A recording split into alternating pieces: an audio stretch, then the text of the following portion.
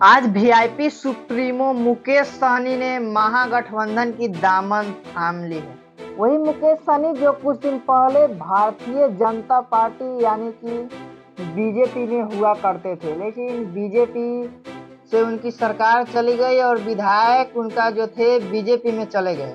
इसके बाद वो अकेले हो गए। आज उसने महागठबंधन की दामन थाम ली। इससे स्पष्ट होता है कि नेता कोई किसी का नहीं है।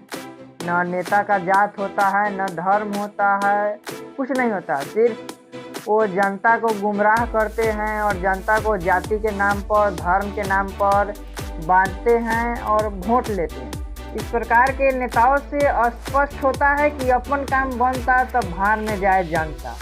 क्या मतलब है, कभी इस पार्टी में कभी उस पार्टी में। इससे क्या स्पष्ट हो रहा है, कभी इस पार्टी में जाना कभी उस पार्टी में जाना, एकदम जनता को बुर्बक बनाना और जहां बहुमत हो वहां चले जाना। नेताओं की यही जात है, जहां बहुमत होना वहां चले जाना।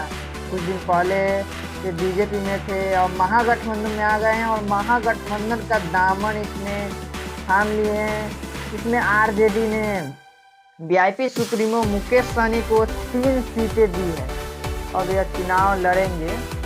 बिहार में नंबर 1 पार्टी होने पर भी आपको कुछ नहीं होने वाला है, नंबर 2 होने पर भी कुछ नहीं होने वाला है, और अगर नंबर 3 पर है तो आप मुख्यमंत्री हमेशा रहिएगा।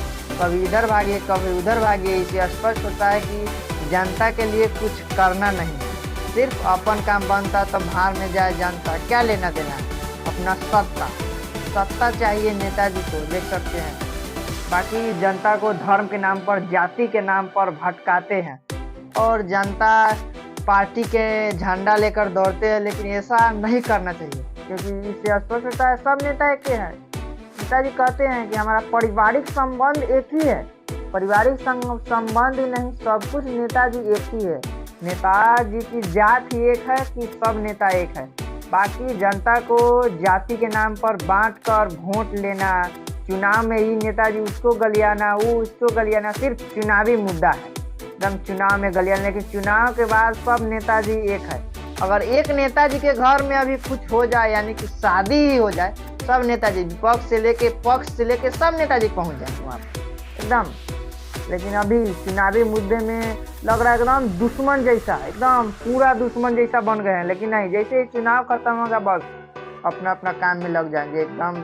जिसको सत्ता गया वो भी खुश, जिसको न गया वो भी खुश, सब नेताजी एक है। बाकी ये पलटवार वास्तव में है वर्ल्ड रिकॉर्ड है। बिहार से बाहर ऐसा नहीं होता है क्योंकि बिहार शिक्षा के मामले में सबसे पीछे है। बिहार के सभी नेताजी ज़्यादातर अनपढ़ ही है।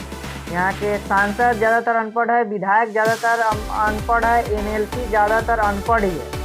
अगर शिक्षा का मतलब ही होता है कि सोचने समझे, थिंकिंग पावर, और जब अनपढ़ है दूसरे राज्य में ऐसा नहीं होता है। बार बार सत्ता में परिवर्तन होना ये कहीं नहीं तो कहीं लोकतंत्र की ये भी एक प्रकार की हत्या ही है, जिससे सरकार के काम काजों में दिक्कत होता है और इधर उधर करने में ही रह जाते हैं, लेकिन बिहार का विकास नहीं होता है। बिहार से बाहर चले जाइए, सत्ता में इतना परिवर्तन नहीं होता है, दिल्ली केरल चाहे कोई भी हो, लेकिन वहाँ नहीं होता क्योंकि वहाँ के लोग शिक्षित हैं।